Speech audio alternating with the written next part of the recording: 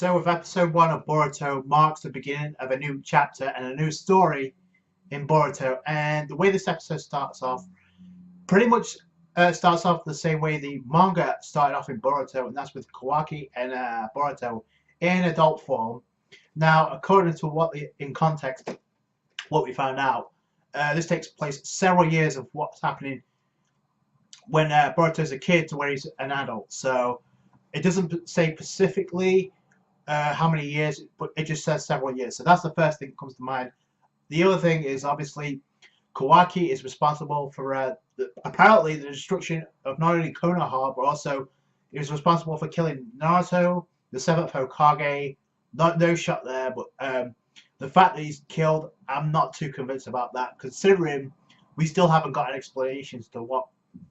I mean, we're getting into new content in the manga, but a lot of people are in doubt about what happened to Naruto and Sasuke and everybody else, because apparently there's just Boruto and Kawaki, and we don't know what really went down. Hopefully we're going to get some answers pretty soon, because this is pretty much Boruto's story. So I like how the way this episode starts. You see Kawaki activating his curse mark, and Boruto not only activates his Byakugan, his blue eyes activate is seen through the Byakugan, which is a key indication. We do get some hints in the manga in the previous 2 chapters and the ending of Boruto the movie, but we still don't know what that's about. Where Boruto's eyes gets bluer, and he uses it for the Byakugan. Speaking of which, I'll get into that in a minute, but that's pretty much where the episode starts, and then we get the opening, which I gotta say is a colourful opening. It's a catchy tune. It's an opening you can watch back and forth and listen to back and forth. So it works. You got the new generation, the next generation of getting their cameo shots and doing the thing. You got Team 7 doing the thing. You get to see Mitsuki, Sarada, and obviously Boruto. I could be wrong, but I didn't see Sasuke, but I could be wrong. That being said, and then we start off at the episode with Boruto and Shikadai boarding a train to go into Konoha, eating a burger. We saw that in the trailer, so we kind of knew what was going to happen. That being said, though, we get an interesting conversation between Shikadai and Boruto about how Boruto really dislikes his dad, obviously because he's the Hokage and he doesn't pay much attention to his family. And Shikadai he kind of, in a way, he's kind of like, obviously similar to Shikamaru, is that he will be standing beside Naruto to support him, because obviously Shikadai is the smart of the two. He realizes how important Naruto really is to the village, so it's going to be kind of that same role. And we get that transition from Boruto and Shikadai to Shikamaru and Naruto as they go into the Hokage's office, trying to write some papers, I guess.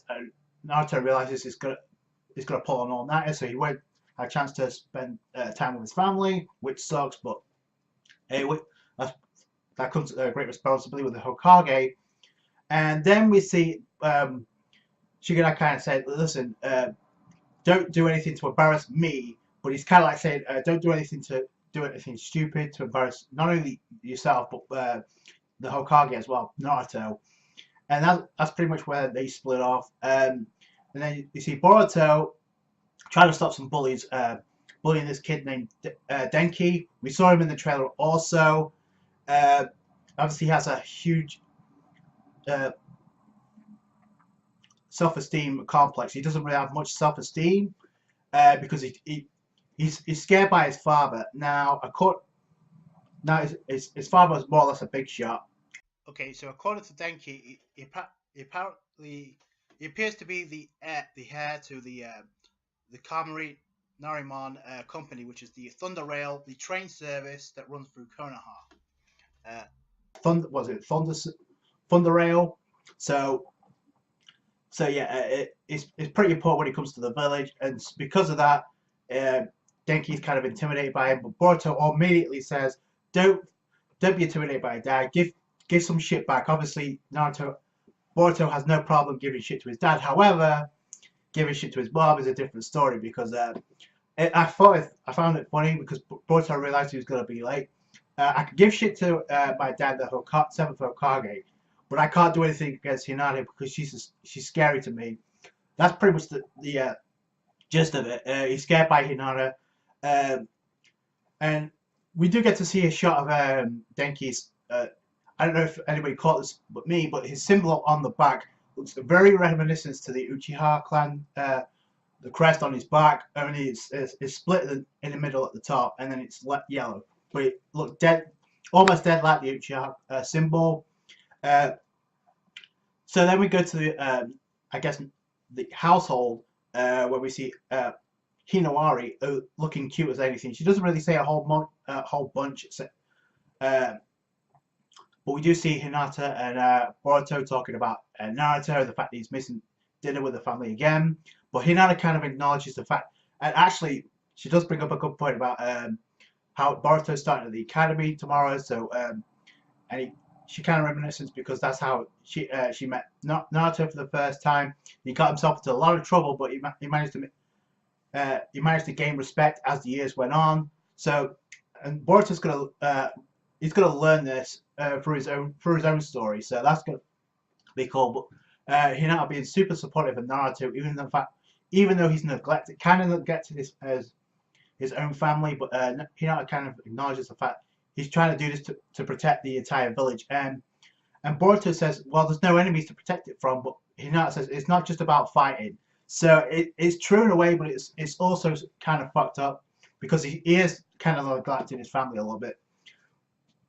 But that being said, then we kind of move up to I guess Denki trying to he basically just gets bit slapped by his dad, so he's a douche. But then Denki's kind of like, if I want to do my own thing and study what I want to study, I have to get stronger, right? I have to get stronger, so my dad can acknowledge that, so I can make my own decisions.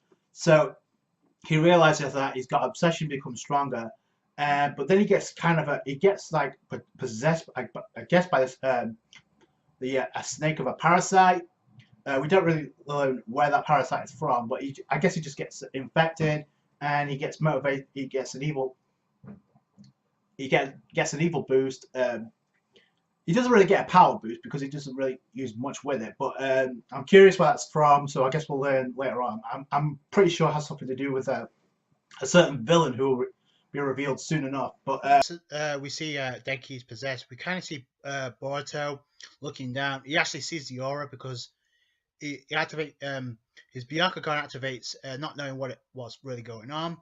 This happens twice in the episode, 3 times if you count the actual at the beginning of this episode with Kawaki. But yeah, it's interesting because the Byakugan obviously is going to be a big part of Boruto. And I did notice that Boruto seems to have a lot more promise as a kid than Naruto did.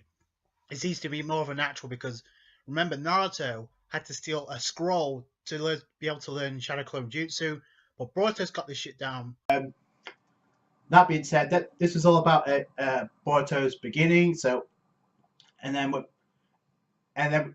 actually, Boruto actually stops Denki from getting bullied by his kids. He beats the shit out of them with a Shadow Clone Jutsu, but then reinforcements arrive, and then they're forced to retreat.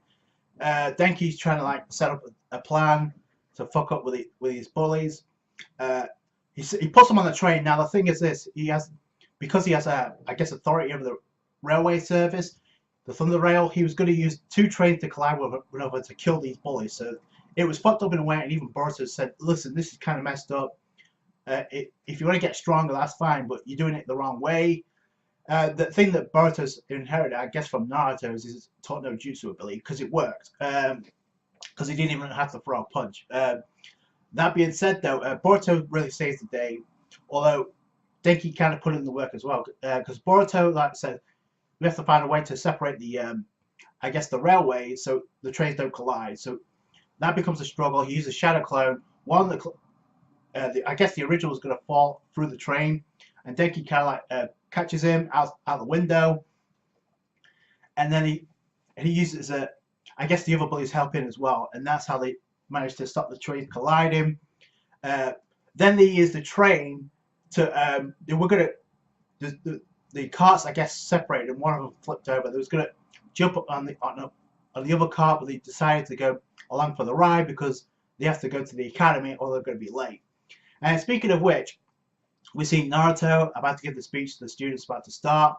We see Sarada and everybody else. Chocho's there. Shikadai's like, oh god, he's going to be late, and I did everything I could to get here early. And from I know you see this train cart just smash into the Hokage's face. The statue of Naruto, grand entrance, I have to say.